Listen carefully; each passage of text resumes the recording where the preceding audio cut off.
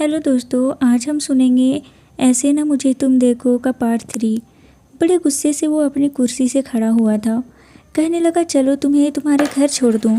मैं चुपचाप खड़ी हो गई, उसे देखे जा रही थी। जैसे ही मैं रेस्टोरेंट से बाहर जाने लगी उसने मेरा हाथ पकड़ लिया, लेकिन एक झटके से मैंने अपना हाथ उसके हाथ से पीछे किया था। बड़े गुस्से से मैं उसे देख रही थी, वो भी मुझे ही देख रहा था। चुपचाप मैं गाड़ी में बैठ गई। मैंने कहा मुझे पता होता कि तुम मेरी दोस्ती का ये मतलब निकालोगे तो मैं तुमसे दोस्ती करती ही नहीं। काफ़ी रफ ड्राइवर कर रहा था। कहने लगा मैंने तुम्हें पहले ही कह दिया था कि मैं तुम्हारा दोस्त नहीं हूँ, ना तुम मेरी गर्लफ्रेंड हो। मैंने कोई अनोखा काम नहीं किया है। तुम मुझे अच्छी लगती हो, मैं तुमसे मोहब्बत करता हूँ।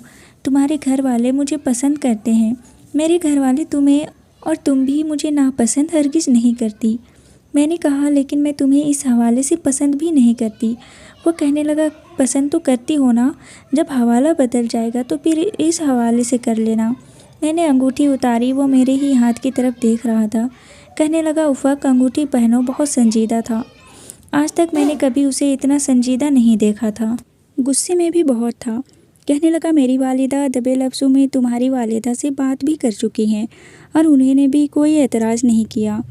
मैंने कहा तुम्हें नाजिश बहुत पसंद करती है। वह कहने लगा ये मेरा मसला नहीं है।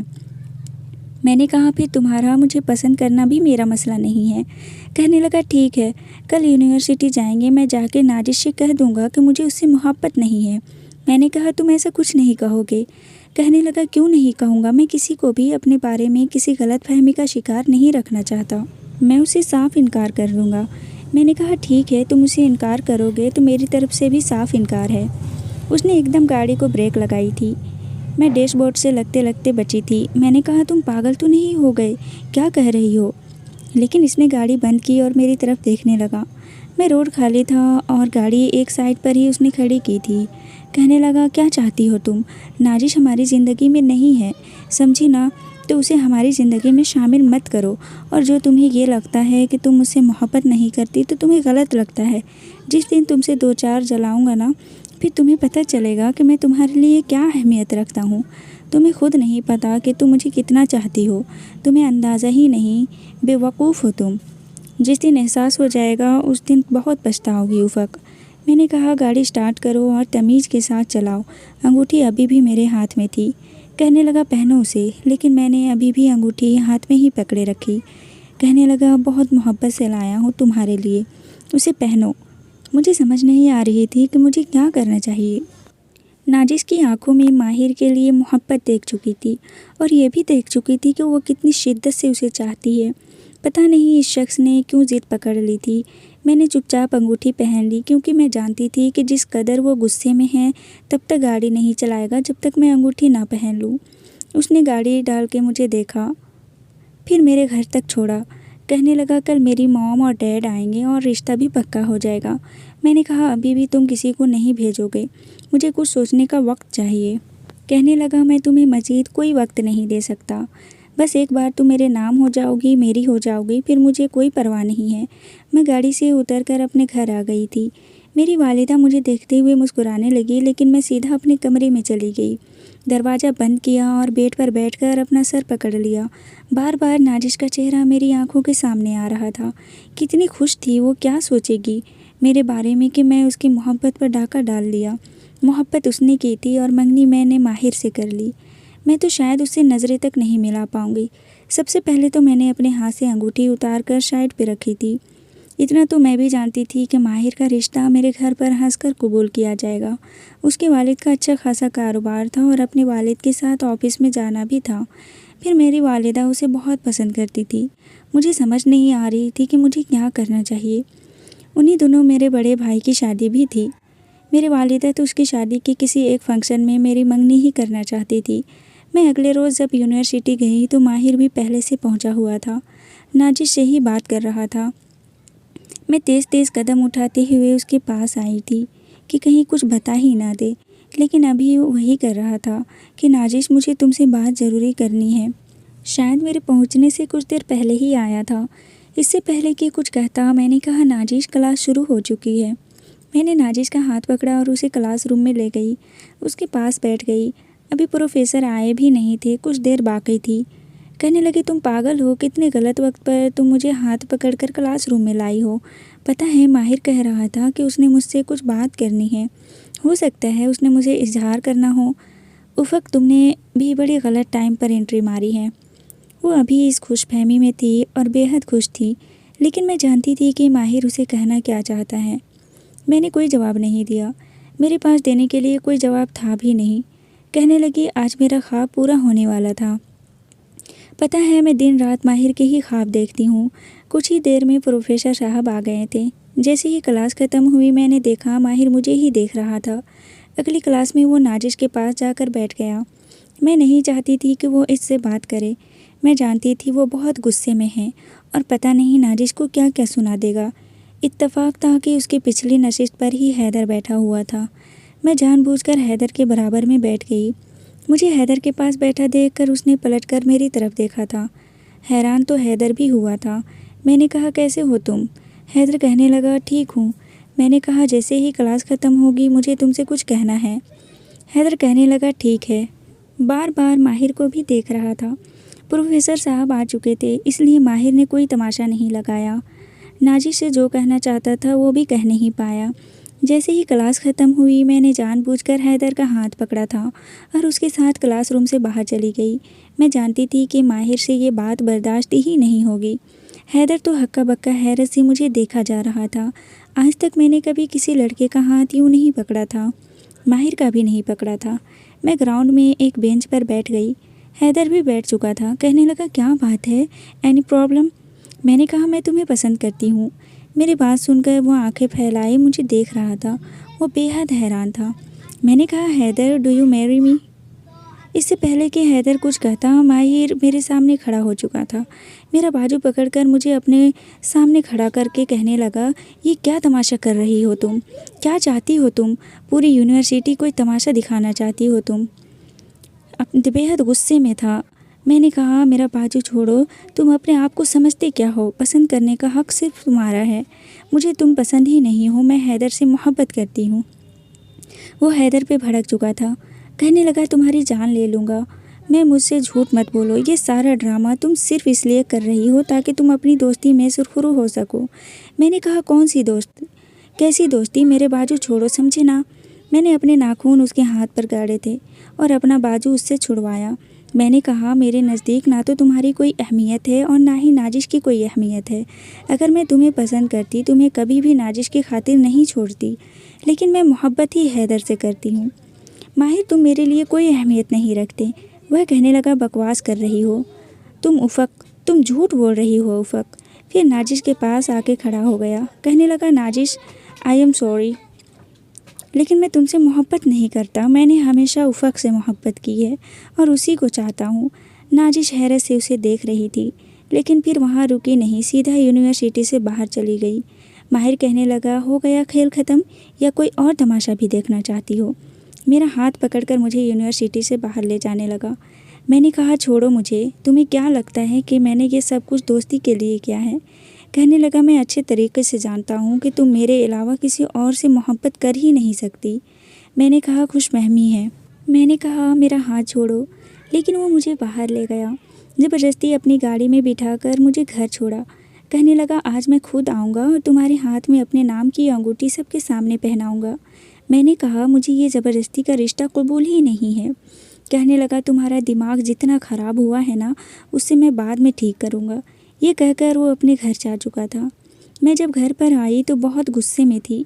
मेरी माँ कहने लगी, खाना तैयार है। मैंने कहा, मुझे कुछ नहीं खाना। और एक बात, और अगर माहिर इस घर में मेरे रिश्ता लेकर आया तो अम्मी आप मेरी तरफ से साफ इनकार समझें। मेरी बात सुनकर कहने लगी, क्या हुआ है तुम्हें? क्या लड़ाई हुई है तुम्हारी उससे? मैंने कहा, आपको जो मैं कह रही हूँ ना, बस आप वो समझ लें। आप हाँ नहीं करेंगी? वह कहने लगी, क्यों नहीं करूँगी? इतना अच्छा लड़का है, बचपन से हमारा देखा वाला है, और क्या बुराई है उसमें? मैंने कहा, मुझे उससे शादी नहीं करनी। मेरी माँ कहने लगी, वजह भी तो पता चले, क्या बुराई है उसमें? क्या बुरा करते देखा है तुमने उसे? न सिगरेट पीता है, न अय्याशियाँ करता है। पिछले 2 साल से अपने बाप के साथ उनके बिजनेस को भी संभाल रहा है, पढ़ भी रहा है। तुम्हें क्या बुराई नज़र आ गई उस लड़के में? मैंने कहा बस मुझे उससे शादी नहीं करनी, मैं आपसे साफ कह चुकी हूँ। यह कहकर मैं अपने कमरे में चली गई। पता नहीं खुद को क्या समझता था, मैं नहीं जानती थी मेरी आंखों से आंसू क्यों बह रहे थे। कुछ देर बाद मेरे मोबाइल पर हैदर का कॉल आई थी। मैंने फ़ोन उठाया। इस वक्त मैं रो रही थी। कहने लगा क्या बात है, कुछ हुआ है क्या? मैंने कहा कुछ नहीं, बस तुम ये बताओ क्या मुझसे शादी कर सकते हो? वह कहने लगा मैं तुम्हें इस हवाले से पसंद नहीं करता, कर भी नहीं सकता क्योंकि मेरा निकाह बहुत ही पहले हो चुका है मेरी कज़न के साथ। मैंने कहा थोड़ा सा ड्रामा कर सकते हो। कहने लगा हुआ क्या है मुझे बताओ। मैंने उसे मुख्तसर सी सारी बात बता दी। कहने लगा तुम्हें एतराज़ सिर्फ़ इस बात पर है कि नाजिश माहिर को पसंद करती हैं, या इस बात पर कि तुम्हें वो अच्छा नहीं लगता। मैंने कहा एक ही बात है। कहने लगा नहीं, एक बात नहीं है। कहने लगा पहले तो तुम ये सोचो कि तुम्हारी ज़िंदगी में माहिर कहाँ खड़ा है, कितनी अहमियत रखता है। मुझे इस वक्त कुछ भी समझ नहीं आ रही थी, मैं सोचने की पोजीशन में ही नहीं थी। मैंने कहा मुझे नहीं पता, कहीं नहीं है वो कहने लगा अगर नाजिश तुम दोनों के बीच में ना आती और तुमसे ये ना कहती कि वो माहिर से बेहद मोहब्बत करती है, उसके बगैर रह नहीं सकती, तो क्या तब भी तुम्हारा यही जवाब होता? उससे पहले कि मैं जवाब देती नाजिश के नंबर से मुझे कॉल आ रही थी। मैंने कहा हैदर, मैं न तुमसे थोड़ी देर में बात करती हूँ। मैंने हैदर का फ़ोन कट किया तो नाजिश की माँ थी, रो रही थी। कहने लगी बेटा क्या तुम हॉस्पिटल पहुँच सकती हो? नाजिश की तबीयत बहुत ज़्यादा ख़राब हो गई है, वह बेहोश हो गई है। यूनिवर्सिटी में क्या कुछ हुआ था? क्योंकि जब से वो आई थी यही कह रही थी कि ऐसा नहीं हो सकता, वो मेरे साथ ऐसा नहीं कर सकता। बेटा क्या हुआ था मेरी बच्ची को? कभी भी इतना शदीद डिप्रेशन में नहीं देखा वो बेहोश हो जाए।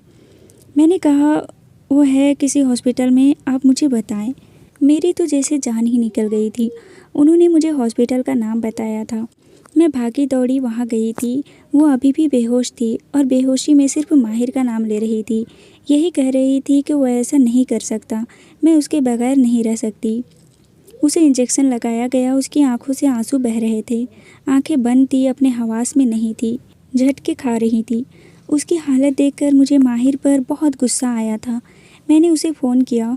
पहली बार उसने फ़ोन उठा लिया। कहने लगा क्या तकलीफ़ है? मैं रोने लगी। वो शायद घबरा गया था। कहने लगा उफ़क क्या हुआ तुम्हें? मैंने कहा अगर नाजिश को कुछ हो गया ना माहिर, मैं खुद को भी ख़त्म कर लूँगी, फिर सारी ज़िंदगी मातम मनाना। तो कहने लगा क्या पागलपन है उफ़क? मैंने कहा इस वक्त वो हॉस्पिटल में है, उसे पैनिक अटैक हुआ है। मुझे नहीं पता था तुम इतने खुदगर्ज इंसान हो सकते हो। शायद वो बुरी तरह से घबराया था। कहने लगा कौन से हॉस्पिटल में, बताओ मुझे। मैंने उसे हॉस्पिटल का नाम बता दिया। नाजिश की माँ रोए जा रही थी। उसके वालिद बेतहाशा परेशान थे। कुछ ही देर में माहिर हॉस्पिटल पहुंचा था। मैं रो रही थी और उसकी माँ के पास ही बैठी थी। वो मेरे पास आया। कहने लगा क्या हुआ है उसे? उसकी माँ माहिर को देखने लगी। मुझसे कहने लगी बेटा ये कौन है? मैंने कोई जवाब नहीं दिया। मैं खड़ी हो गई और उसका हाथ पकड़कर उसे नाजिश के कमरे में ले गई। वो बिल्कुल निढाल और बेहोश थी। आंखों से आंसू बह रहे थे। रंगत बिल्कुल पीली पड़ चुकी थी और ज़ुबान पर सिर्फ माहिर का नाम था। कुछ पल तो वो भी नाजिश की हालत देखकर गुमसुम सा हो गया था। मैंने कहा बहुत मोहब्बत करती है वो तुमसे, तुम्हें समझ क्यों नहीं आता माहिर? जितनी मोहब्बत वो तुम्हें दे सकती है मैं नहीं दे सकती। फिर मैंने उसके सामने हाथ जोड़ा। खुदा के लिए नाजिश को बचा लो। उसने एक नज़र मेरी तरफ देखा। मैं रोए जा रही थी। उसकी माँ शायद हमारे पीछे ही खड़ी थी। वह मेरे पास आ गई। कहने लगी तो क्या ये है वो लड़का जिसका नाम मेरी बेटी की ज़ुबान पर है? मैंने कहा जी हाँ। वो कहने लगी नाजिश मेरी इकलौती बेटी है। अगर ये दोनों एक दूसरे को पसंद करते हैं तो हम लोगों को एतराज़ नहीं करेंगे। लेकिन वो कमरे से बाहर निकल गया। मैं उसके पीछे गई थी। मैंने कहा मेरी बात सुनो माहिर। मैं उसके सामने जाके खड़ी हो गई, इसलिए उसने रुकना पड़ा। कहने लगा तुम बहुत मुश्किल इम्तहान मांग रही हो मुझसे उफ़क, समझने की कोशिश करो।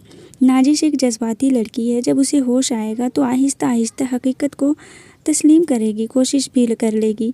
मैंने कहा वो मर जाएगी, तुम्हें क्यों समझ नहीं आता? तुम मुझसे मोहब्बत करते हो ना माहिर, तो तुम्हें इससे मोहब्बत का वास्ता, खुदा के लिए नाजिश को अपना लो। मेरी बात पर उसकी आंखों में नमी आके रुकी थी। कहने लगा तुम रह लोगी मेरे बगैर? मैं नहीं रह सकता, मैं तुम्हें समझना चाहिए। मैंने कहा तुम भी जज्बाती फ़ैसला कर रहे हो, मुझे कोई फ़र्क नहीं पड़ेगा। कहने लगा तुम झूठ बोल रही हो, तुम्हें लग रहा है कि मैं तुम्हें कोई फ़र्क नहीं पड़ेगा, लेकिन मैं जानता हूँ तुम्हें बहुत फ़र्क पड़ेगा। जब मैं तुम्हें नज़र नहीं आऊँगा ना, जब मैं किसी और का हो जाऊँगा तब तुम्हें पता चलेगा, फिर तब तुम पछताओगी। मैंने कहा नहीं, मैं नहीं पछताऊँगी, लेकिन इस वक्त मेरी दोस्त ज़िंदगी और मौत के बीच में है और तुम उसे बचा सकते हो। मैंने अपने हाथ से उसकी अंगूठी उतार कर उसकी हथेली में पकड़ा दी। मैंने कहा जाओ, जाके उसे पुकारो, उठ जाएगी। तुम्हारे बुलाने से उसे होश आ जाएगा। जाके ये उसे पहना दो प्लीज़। अगर वाकई तुम मुझसे मोहब्बत करते हो तो तुम इनकार नहीं करोगे। हाथ जोड़कर मैंने उसे वास्ते दिए। कुछ देर मुझे देखता रहा, फिर वापस नाजिश के कमरे में चला गया, लेकिन मैं नहीं जा पाई। मैं वापस अपने घर आ चुकी थी। माहिर के घर वाले हमारे घर रिश्ता लेने नहीं आए थे। कुछ दिनों बाद मुझे नाजिश की कॉल आई। कहने लगी माहिर ने मुझसे माजरत की है। कहता है उसने उस दिन जो कुछ कहा झूठ कहा था, वह मुझसे मोहब्बत करता है। मैंने कहा मैं तो पहले ही कहती थी तुम दोनों एक दूसरे के लिए हो, लेकिन ये कहते हुए मेरी आंखों से आंसू बह रहे थे। मुझे आज तक समझ नहीं आई थी कि मैं आंसू क्यों बहा रही हूँ, अंदर से मुझे क्यों कुछ हो रहा है। जब माहिर की मंगनी की खबर मेरे घर पर पहुंची तो मेरी माँ मुझे बहुत बुरा भला कह रही थी तुमने अच्छा नहीं किया, यकीनन तुमने माहिर से कुछ उल्टा सीधा कहा होगा, तभी यहाँ रिश्ता करने के बजाय उन्होंने कहीं और कर लिया। मैंने कहा उसके नसीब में वही था। इन दोनों मेरे वालिद का काम लाहौर में शुरू हो चुका था। हालांकि मेरी माँ का कराची छोड़ने का कोई इरादा नहीं था। मेरे बाप 15 दिन लाहौर में रहते और 15 दिन कराची में। नाजिश की मंगनी पर मैं गई थी। स्टेज पर नाजिश के साथ बैठा हुआ माहिर सिर्फ मुझे देख रहा था। मुझे लगा अगर मैं यहाँ रही तो वो कभी भी नाजिश के साथ खुश नहीं रह सकेगा, इसलिए मैं अपने बाप के साथ लाहौर चली गई। मजबूरन मेरी माँ को भी आना पड़ा। इन दोनों माहिर उसके घर वालों का हमारे घर आना जाना बिल्कुल ख़त्म हो चुका था। सब कुछ बहुत जल्दी में हुआ था। मैंने अपना मोबाइल नंबर चेंज कर लिया, अपनी वालिदा का नंबर भी बदल दिया। इन लोगों से सारे राब्ते ख़त्म कर दिए। मुझे लगा सब कुछ ठीक हो गया, लेकिन शायद सब कुछ ठीक नहीं हुआ था। मैंने यूनिवर्सिटी में दाखिला ले लिया, लेकिन पढ़ नहीं पा रही थी। लेक्चर के दौरान मुझे लगता है जैसे माहिर मेरे बराबर में बैठा है, मेरे कानों में सरगोशियाँ कर रहा है, कह रहा है कि ये प्रोफेसर नज़र के चश्मे में बिल्कुल भालू जैसे लगता है। इसकी आंखें देखो, उल्लू की तरह गोल गोल हैं। खुद ब खुद मेरे चेहरे पर मुस्कुराहट आ जाती थी, लेकिन फिर मैं खुद को झटका लेती थी। लाइब्रेरी में बैठी नोट्स बना रही थी तो लगता कि जैसे उसने मेरे नोट्स मेरे हाथ से छीनने लगे हैं। मैंने सामने देखा तो मेरे सामने खड़ा मुस्कुरा रहा था। कहने लगा देख लो, कहा था ना बहुत पछताओगी मुझसे दूर रहकर। यह सुनकर मैंने कहा मैं बिल्कुल नहीं पछता रही, तुम मुझे बिल्कुल याद नहीं आते। मुझे लगा जैसे किसी ने मुझे बाजू पकड़ का है। मैंने कहा माहिर मेरा बाजू छोड़ो। मैं बुरी तरह से चौंकी। मेरे बराबर में एक लड़की बैठी थी। कहने लगी क्यों शोर मचा रही हो, लाइब्रेरियन डांटेगी, किससे बातें कर रही हो। मैंने एक नज़र पूरी लाइब्रेरी में दौड़ाई, वो कहीं नहीं था। मैं अपना सर पकड़कर बैठ गई। क्यों मुझे हर जगह नज़र आ रहा था। मैं घर आई तो मेरी माँ कहने लगी बहुत जल्दबाजी का फ़ैसला किया है तुमने, मेरा तो यहाँ दिल ही नहीं लग रहा। मेरे भाई की जॉब भी लग चुकी थी और जिस लड़की से भाई का रिश्ता तय हुआ था वो लाहौर में ही रहते थे। भाई की शादी के बाद मुझे लगा कि शायद मेरा दिल बहल जाएगा। हालांकि मैं ज़्यादातर वक्त अपनी माँ के साथ और भाभी के साथ बातों में गुजारती थी, लेकिन यूनिवर्सिटी में मुझे चलते फिरते हुए वो नज़र आता था। रात को सोने के लिए लेटती तो लगता कि मेरे कानों में सरगोशियाँ कर रहा है। बहुत बदतमीज़ लड़की हो तुम, लेकिन फिर भी मुझे तुमसे मोहब्बत है उफ़क। एक बार लेक्चर के दौरान मुझे लगा कि वो मुसलसल मेरे कानों में बातें किए जा रहा है। मुझे ये तक समझ नहीं आ रही थी कि सामने प्रोफेसर लेक्चर क्या दे रहे हैं। मैंने दोनों हाथों से अपना सर पकड़ लिया। मैंने कहा चले क्यों नहीं जाते हो यहाँ से, खुदा के लिए चुप कर जाओ। मैं इतने बुलंद लहजे में बोली कि प्रोफेसर और पूरी क्लास के स्टूडेंट मुझे देखने लगे। प्रोफेसर मेरे पास आए। कहने लगा बेटा आप ठीक तो हैं, हमें क्या हुआ है आपको। मैं बुरी तरह से चौंकी थी। अपने बराबर देखा तो कोई नहीं बैठा था। पता नहीं क्यों, लेकिन मैं फूट फूट कर रोने लगी। अपने दोनों हाथ अपने चेहरे पर रख लिए। वो घबरा कर कहने लगी मुझे लगता है आपकी तबीयत ठीक नहीं है। मैंने कहा हाँ मेरी तबीयत ठीक नहीं है। मैं घर पर आ गई। मुझे बुखार हो गया था। 15 दिन मेरा बुखार नहीं उतरा। कभी कभी शिद्दत से दिल चाहता कि माहिर को फ़ोन करूं, उसकी आवाज़ सुनूं, लेकिन कर नहीं पाई। मैं नहीं चाहती थी कि मेरी एक फ़ोन कॉल नाजिश की ज़िंदगी में तूफ़ान खड़ा कर दे, लेकिन मैं खुद पे जबर करके थक चुकी थी। मैंने यूनिवर्सिटी छोड़ दी। मेरी माँ कहने लगी, पढ़ाई क्यों छोड़ दी तुमने? मैंने कहा, बस मुझसे नहीं पढ़ा जा रहा है। मेरे सर में दर्द रहने लगा। 1 डेढ़ साल मैंने कुछ भी नहीं किया, बस अपने आप को ये यकीन दिलाती रही कि माहिर मेरे लिए कुछ भी अहमियत नहीं रखता। लेकिन मैं अपने आप से बाहर चुकी थी, क्योंकि वो मेरे अंदर कहीं मौजूद था। मुझे एक पल भी चैन नहीं लेने देता था। मेरा भतीजा पैदा हुआ, सब लोग अपनी अपनी ज़िंदगी में मसरूफ़ थे। मैं ज़्यादातर अपने भतीजे के साथ वक्त गुजारने लगी। होश मेरे इस वक्त उड़े जब पहली बार मेरा रिश्ता आया। मेरे बाप के दोस्त के बेटे का था। जब मैं उनके सामने बैठी थी तो मेरा तनफ्फुस बुरी तरह से चल रहा था। मुझे लग रहा था अब भी वो मेरे बराबर में बैठा है, कह रहा है बहुत बड़ी ज़्यादती की है मेरे साथ, लेकिन खुश तुम भी नहीं रह पाओगी। वह नौजवान भी साथ आए थे। मैंने बस एक नज़र उसे देखा, लेकिन वो कहीं से भी माहिर जैसा नहीं था। मैं फ़ौरन से उठकर अपने कमरे में आ गई। मेरी माँ कहने लगी कि ये क्या हरकत है तुमने? वह लोग बातें कर रहे थे और तुम उठकर अंदर आ गई। मैंने कहा, मेरी तबीयत बहुत घबरा रही है अम्मी, ऐसा करें इनकार कर दें।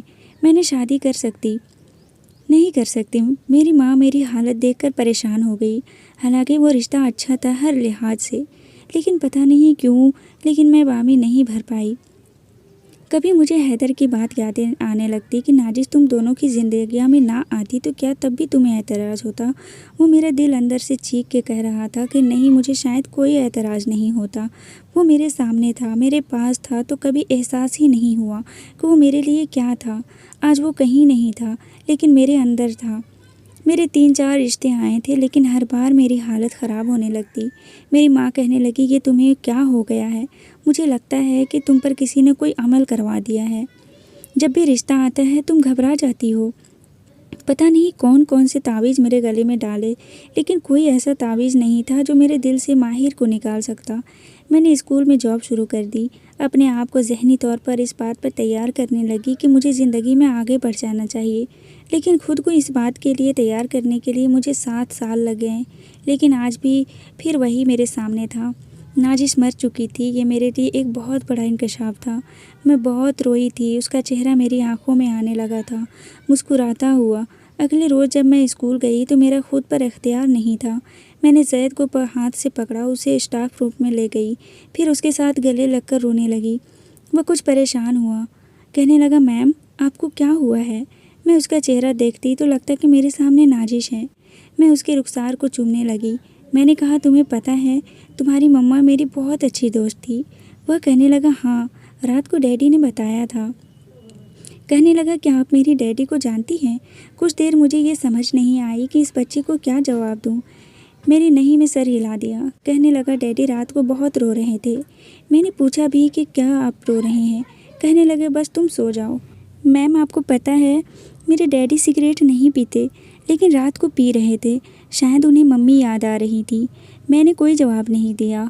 उसे वापस क्लास में ले गई। बड़ी मुश्किल से मैंने क्लास ली थी। छुट्टी के बाद मैं स्कूल में ही बैठी रही। मुझे लगता था स्कूल से बाहर निकलूंगी तो वो मेरे सामने आके खड़ा हो जाएगा, और मैं उसके सामना नहीं करना चाहती थी। चंद महीने बाद मेरी शादी जवाद से होनी थी।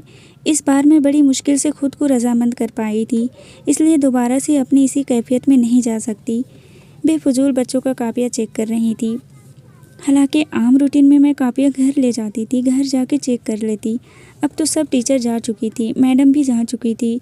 चौकीदार कहने लगा, बस स्कूल बंद हो चुका है, अगर कुछ कॉपी हैं तो आप घर ले जाएं। मैंने खाली खाली आंखों से देखा था। मैंने कहा, नहीं, बस हो गया। अपना पर्स उठाकर बाहर आई तो बाहर गाड़ी के साथ टेक लगाए खड़ा था। उसे देखकर मैं हैरान नहीं हुई थी। मैं जानती थी कि वो खड़ा होगा। शायद जैद को घर छोड़कर आ गया था, क्योंकि अकेला था। मुझे देखकर मेरी तरफ कदम बढ़ाने लगा, लेकिन मैं बस स्टॉप की तरफ जाने लगी। कहने लगा, उफ़क मेरी बात सुनो। लेकिन मैं रुकी नहीं, मगर वो मेरे बराबर में आकर चलने लगा। कहने लगा, गाड़ी में बैठो, तुमसे कुछ बात करनी है। मैंने कहा, माहिर मुझे कोई बात नहीं करनी। कल भी तुम्हारे और मेरे रास्ते अलग थे और आज भी अलग हैं। लेकिन वो मेरा हाथ पकड़ चुका था। कहने लगा, अलग अलग रास्तों को एक भी किया जा सकता है। मैंने कहा, नहीं हो सकता, छोड़ो मेरा हाथ। कहने लगा, सिर्फ एक ही सवाल का जवाब दे दो, अब तक शादी क्यों नहीं की? मैं शायद इसी सवाल से बचने की कोशिश कर रही थी। मैंने कहा, मेरा हाथ छोड़ो, मेरी बस छूट जाएगी। कहने लगा, छूटने दो, मैं तुम्हें घर तक छोड़ दूँगा, कई बार छोड़ा है। मैंने कहा, छोड़ ही तो नहीं रहे। मैंने झटके से अपना हाथ छुड़वाया था। खुदा के लिए छोड़ दो मुझे, यह कहकर मैं बस में बैठ गई थी। लेकिन शाम को वो जैद के साथ मेरे घर आ गया। जैद मेरे कमरे में आ गया और माहिर मेरी वालिदा से बात करने लगा। कहने लगा, आप लोगों ने तो सारे रिश्ते ही ख़त्म कर दिए थे। आपका फ़ोन बंद, नंबर बंद। कहने लगी, हाँ वो मोबाइल बदल लिया था, इसलिए सिम भी बदल गई। बेटा बस वापस कराची आना हुआ ही नहीं। तुम कब यहाँ शिफ्ट हुए? कहने लगा, हो गए 2 साल। मेरी माँ उसके वालिदैन के बारे में पूछने लगे तो कहने लगा उनका इंतकाल हो गया, पहले उसके वालिद का फिर माँ का। कहने लगा, आंटी क्या बताऊँ, बस इन 7 सालों में मैंने सिर्फ खोया है, पाया कुछ नहीं सिवाय जैद के। अभी वो बात कर ही रहा था जब मेरी माँ के नंबर पर जवाद का वालिदा का कॉल आई। मैंने कमरे से बाहर आई थी, लेकिन वो लॉन्च में ही बैठे बातें कर रहा था, इसलिए सारी आवाज़ें मुझे कमरे तक आ रही थी। मेरी माँ जवाद की वालिदा से बात करने लगी। कहने लगी, बहन इतनी जल्दी कैसे हो सकता है? आप खुद सोचिए, हम बेटी वाले हैं, कुछ महीने तो हमें तैयारी के लिए चाहिए। कुछ देर बाद कहने के बाद फ़ोन बंद हो गया था। मैंने सोचा अच्छा है उसे पता चल जाए, क्योंकि जिस उम्मीद से वो आ रहा था उसकी वो उम्मीद टूट जाए तो बेहतर है। कहने लगा, आंटी किसकी कॉल थी? मेरी माँ कहने लगी, उफ़क़ की सास की, शादी जल्द मांग रही है। कहने लगा, रिश्ता पक्का हो गया है उसका? मेरी माँ कहने लगी, हाँ वो लोग शादी जल्दी मांग रहे हैं। फिर रुका नहीं, जैद को पुकारने लगा। जैद कहने लगा, मिस मैं जा रहा हूँ, फिर आऊँगा। वह दोनों ही जा चुके थे। अगले रोज़ जब मैं स्कूल गई तो जैद नहीं आया था। 3-4 दिन हो गए थे वो नहीं आ रहा था और मेरी बेचैनी उरूज पर थी कि क्यों नहीं आ रहा। फिर मैडम से पता चला कि उसके वालिद ने स्कूल छुड़वा दिया है। मुझे हैरत हुई थी क्योंकि स्कूल छुड़वा दिया। मैं घर पर आ गई। मेरी माँ कहने लगी कि 1 महीने का वक्त है, इसलिए स्कूल छोड़ दो और अपनी शॉपिंग शुरू कर दो। इस बार मैंने कोई एतराज़ नहीं किया था। मैंने स्कूल छोड़ दिया, शादी की शॉपिंग भी बेदिली से करने लगी। एक बार रात को मेरे नंबर पर माहिर के नंबर से कॉल आई। मुझे समझ नहीं आ रहा था कि फ़ोन उठाऊं या ना उठाऊं। मैंने फ़ोन उठाया तो जैद था, रो रहा था सिसकियां भर भर के। मैंने कहा, जैद क्या हुआ? तुम्हें कहने लगा, डैडी बहुत गंदे हैं, उन्होंने मेरा स्कूल छुड़वा दिया, दूसरे स्कूल में दाखिल करवा दिया। मैंने कहा, मुझे मिस उफ़क़ से मिलना है तो कहने लगे, नहीं मिलना तुमने, बस मुझे आपके बगैर कुछ अच्छा नहीं लगता। आप डैडी से कहें ना मुझे आपसे मिलने दें। फिर कहने लगा, क्या आपकी शादी हो रही है? आप शादी किसी और के साथ चली जाएंगी? बस क्या आप मुझे छोड़ देंगी? क्या आप मेरी मम्मी भी नहीं बनेंगी? मैंने कहा, मैं तुम्हारी मम्मी नहीं बन सकती, मेरी शादी है। अच्छी बात है कि तुमने स्कूल बदल लिया, देखो अच्छा पढ़ना ठीक है ना। मैंने उसे समझाने की कोशिश की, लेकिन वह रोने लगा। कहने लगा, नहीं आप मुझे छोड़ के नहीं जा सकती, मुझे मम्मी के बाद सिर्फ एक आप ही अच्छी लगी। आप भी छोड़ के चली जाएंगी तो मुझे और बुरा लगेगा। प्लीज़ मुझे मम्मी की तरह छोड़ के मत जाएं। मैंने फ़ोन बंद कर दिया। फिर से फ़ोन आने लगा, लेकिन मैंने फ़ोन नहीं उठाया, अपना फ़ोन ऑफ़ कर दिया। मैं नहीं चाहती थी कि उसे झूठा कोई आसरा दूँ। 15 दिन रह गए थे मेरी शादी को जब माहिर मेरे घर पर आया। बहुत परेशान था। मैं इस वक्त अपने कमरे में थी। उसकी आवाज़ सुनकर चौंक कर बैठ गई। मेरी माँ से कह रहा था कि आंटी उफ़क़ कहाँ है? कहने लगी, क्या हुआ हो गया बेटा? वो कहने लगा, जैद बहुत बीमार है, उसका बुखार उतरने का नाम नहीं ले रहा, हॉस्पिटल में एडमिट है। मैं बेहोशी में भी बस उफ़क़ का नाम ले रहा है। यह सुनकर मेरी जान निकली थी। मैंने फ़ौरन से कमरे से बाहर आई, माहिर के सामने खड़ी हो गई। मैंने कहा, क्या हुआ है जैद को? कहने लगा, बहुत बीमार है, 8 दिन से उसका बुखार कम होने का नाम नहीं ले रहा। मैं कभी भी यहाँ नहीं आता, मुझे पता है तुम्हारी शादी है, तुम्हारी अपनी भी कोई ज़िंदगी है, लेकिन इस वक्त मेरा बेटा 103 बुखार, नीम बेहोशी में सिर्फ तुम्हारा नाम ले रहा है। यह सुनकर मैंने कहा, मैं तुम्हारे साथ चलती हूँ। क्या हुआ है उसे? इस बार मेरी माँ कहने लगी, उफ़क़ तुम्हारी सास ने रात को आना है। मैंने कहा, अम्मी मैं आ जाऊँगी प्लीज़। मैं माहिर के साथ हॉस्पिटल चली गई। जैद वाकई बुखार से तप रहा था, ड्रॉप लगी हुई थी, आंखें बंद थी, आंखों से आंसू बह रहे थे, बिल्कुल नाजिश की तरह लग रहा था, रंगत बिल्कुल पीली लग रही थी। मैंने उसके पास बैठ गई, उसका हाथ पकड़कर उसके आंसू साफ किए। मैंने कहा, जैद देखो मैं आ गई तुम्हारे पास। मेरी आवाज़ सुनकर उसने आंखें खोली थी, फिर मुस्कुराने लगा। नर्स कहने लगी, शुक्र है कि इसको होश आया, वरना अब तो घबरा गए थे। फिर कहने लगी, इसे कुछ खिला दे, इसने 2 दिन से ठीक से कुछ नहीं खाया। मैंने अपने हाथों से उसे सैंडविच खिलाया, दूध का कप पिलाया, मेडिसिन भी खिलाई। 3-4 घंटे मैं उसी के पास बैठी रही। कहने लगा, आप मुझे छोड़ के तो नहीं जाएंगी? मैंने कहा, रात को तो जाना पड़ेगा, मैं कल आ जाऊंगी, लेकिन तुम बिल्कुल ठीक हो जाओ, समझे ना? कहने लगा, अपने मेरे पास होंगी तो मैं ठीक हो जाऊंगा। मुझे आप बहुत अच्छी लगती हैं। शाम के 7 बज गए थे। मेरी माँ का मुझे कॉल पर कॉल आ रहा था और मैं बार बार डिस्कनेक्ट कर रही थी। सामने सोफे पर बैठा माहिर मुझे ही देख रहा था। मैंने कहा, ज़ैद मुझे घर जाना है, लेकिन प्रॉमिस करो रात को दूध का कप पियोगे और दवाई भी खाओगे। मैंने उसके माथे पर हाथ रखा तो अब उसे बुखार कुछ कम सा लग रहा था। कहने लगा, ठीक है, आप जैसा कहेंगे मैं वैसा करूँगा, लेकिन आप मुझे छोड़कर तो नहीं जाएंगे ना? मैंने ज़ैद से कहा, मैं कल आऊँगी तुमसे मिलने और तुम्हें बुखार नहीं होना चाहिए, समझे ना? उसके माथे पर मौसा देकर मैंने उठकर कमरे से बाहर आ गई। अभी मैं कॉरिडोर में ही थी जब माहिर ने मुझे पुकारा। कहने लगा, उफ़क़। वो मेरे सामने आके खड़ा हो गया। कहने लगा, 7 साल पहले तुम्हारी जगह मैं खड़ा था और मेरी जगह तुम। याद आया तुम्हें? जहाँ मेरा बेटा है ना, यहाँ इसी वक्त नाजिश भी याद आया। मैं नज़रें चुराने लगी। कहने लगा, मेरी मोहब्बत की बहुत बड़ी कुर्बानी मांगी थी तुमने, मुझसे याद तो होगा। नाजिश की ज़िंदगी का सवाल था, आज मेरे बेटे की ज़िंदगी का सवाल है। बिल्कुल अपनी माँ की तरह ज़िद्दी है, मेरे लाख समझाने पर भी नहीं समझ रहा। फिर अपने हाथ जोड़ दिए। कहने लगा, तुम्हें अपने दोस्ती का वास्ता, मेरे बेटे की जान बचा लो।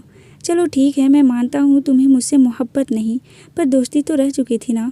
मेरे ज़ैद की माँ बन जाओ, मैं तुम्हारे बगैर नहीं रह सकता। मेरी 1000 डांट सुनने के बाद, मुझसे थप्पड़ खाने के बाद भी तुम्हें पुकारता है। अगर ज़ैद को कुछ हो गया तो मैं भी। ये कहकर वो चुप हो गया। उसकी आंखों से आंसू छलके थे और मैं चुप खड़ी थी। कहने लगा, किस दिल से मैंने अपनी मोहब्बत की कुर्बानी दी थी ये मैं जानता हूँ। पूरी ईमानदारी से नाजिश के साथ रिश्ता निभाया था, सिर्फ तुम्हारे कहने पर। आज वक्त ने तुम्हें फिर उसी जगह खड़ा कर दिया है। बताओ अब तुम्हारा जवाब क्या होगा? मैं चुपचाप उसे देख रही थी। आगे की कहानी अगली वीडियो में। अगर वीडियो अच्छी लगी हो तो वीडियो को लाइक